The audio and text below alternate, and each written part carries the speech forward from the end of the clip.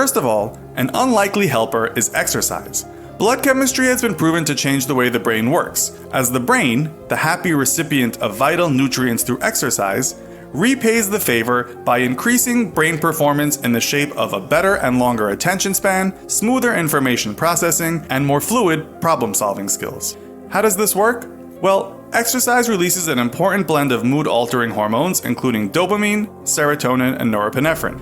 This neural cocktail greatly enhances brain performance required for study and information retention, so in between study sessions, we should seriously consider hitting the gym, swimming some laps, kicking a ball around, or even dancing a few steps, because any kind of exercise greatly improves brain power. These exercise sessions also help to break up the study sessions, which is crucial to avoiding cramming, a scientifically disproven method. The problem with cramming is that overloaded information does not have a chance to enter the long-term memory. Short-term memory is the free, crazy space within your brain. Information rattles around inside there, but what we need to do is turn that information into knowledge, and that doesn't happen by cramming. The transformation from short-term information into long-term knowledge occurs through repeated exposure to that information, retelling of that information, and reflection of that information. So if you learn about a topic, put down the book, and then hit the gym and reflect up on it, or talk to somebody else who has knowledge on the subject, and then you are far more likely to retain that short-term information and turn it into long-term knowledge.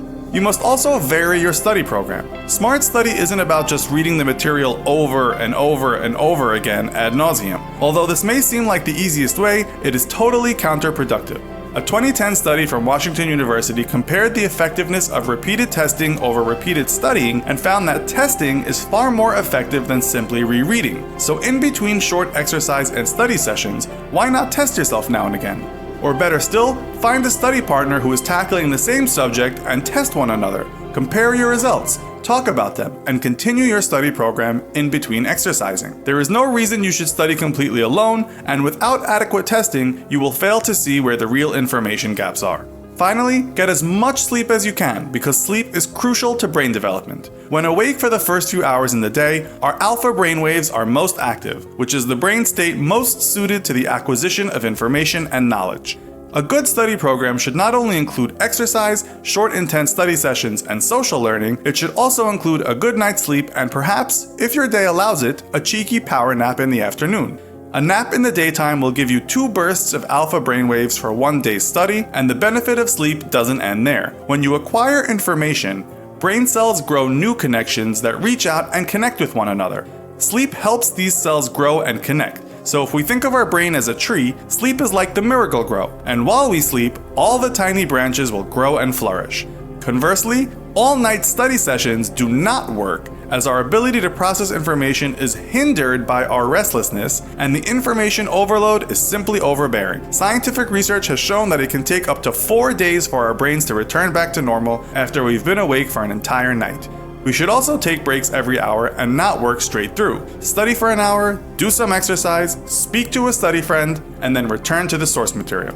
While some experts might argue, researchers at Stanford School of Medicine agree that playing certain types of music, such as classical, may help students engage in the source material. While some of us prefer complete silence, an uplifting piece of non-distracting music without lyrics may improve mood and increase the chances of information retention. In active learning studies, some scholars have suggested that dopamine is the brain's save button, so some light, uplifting music, a favorite warm drink, and a box of cookies could also help us retain knowledge, as the brain, while in its reward mode, is more receptive to whatever stimuli is present, including that study material. Also, science has shown us that, as ridiculous as it may seem, striking a power pose before entering the exam room may be to our benefit. So think Superman or Wonder Woman. Put your hands on your hips, move your legs apart, chest expanded, deep breath, and say something awe-inspiring. You may want to do this in private, like in the bathroom before a test, but this is completely your own choice. Although you may feel stupid and will probably look a bit odd, this posturing will reduce the stress hormone cortisol and increase testosterone, making you scientifically stronger and better prepared for that test. So, remember to take breaks, sleep, exercise, talk about your material with study pals, strike a pose, and you'll be as good as ready for that test.